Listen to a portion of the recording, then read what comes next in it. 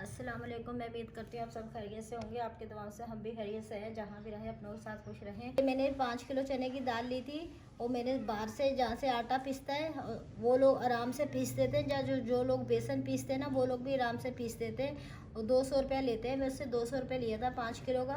अब बाज़ार का आप बेसन देखें वो पीला पीला होता है, वो मतलब वाइट वाइट होता है। ये देखें ये येलो येलो कलर का है बाज़ार का, और इसमें बहुत ज़मीन आसमान का फ़र्क होता है। आप दाल साबुत लें, कम से कम 5 किलो बसवा के रख लें, आपके पूरे रमज़ान निकल जाएंगे। मैं आपको वो आटा बनाना बता रही हूँ जो बाज़ार में बेकरियों में फुल्कियाँ मिलती हैं, दही बड़े की, दही बल्ले बने हुए मिलते हैं, आप पैकेट में लेते हैं, तो वो वाली मैं आपको बनाना बता रही हूँ।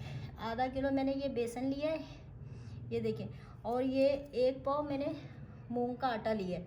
ये भी मैंने साबुत दाल लेके चक्की से पसवाई थी, ये अब डाल देंगे। और ये चमक के लिए 50 ग्राम मैदा। तमाम चीज़ों को अच्छी तरीके से मिक्स करेंगे। बाज़ार जो बेकरियों वाले होते हैं ना, बेकरियों वाले ये वाला आटा तैयार करके रख देते हैं और फिर आटा बना हुआ होता है तो फटाफट फुल्कियाँ बना के फिर दही में डाल देते हैं। तो मैं आपको बिल्कुल बेकरी वाला आटा बनाना बता रही हूँ।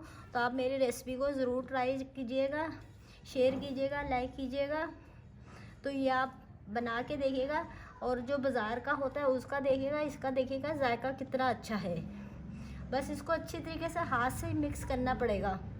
जो हाथ से मिक्सिंग होती है वो चम्मच से नहीं होती। इस तरह थाल ले लें या आटे का तसला ले लें, उसमें डाल के मिक्स कर लें। आधा किलो मैंने बेसन लिए, 1 पाव मैंने मूंग का आटा लिया और 50 ग्राम मैंने मैदा लिए चमक के लिए।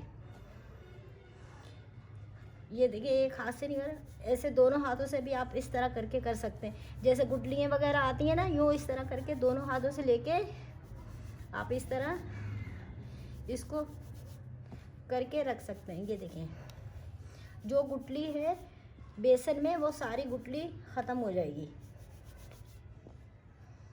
अब ये अच्छी तरीके से मिक्स हो गया। अब इसको आप किसी बर्नी में डाल के रख लें।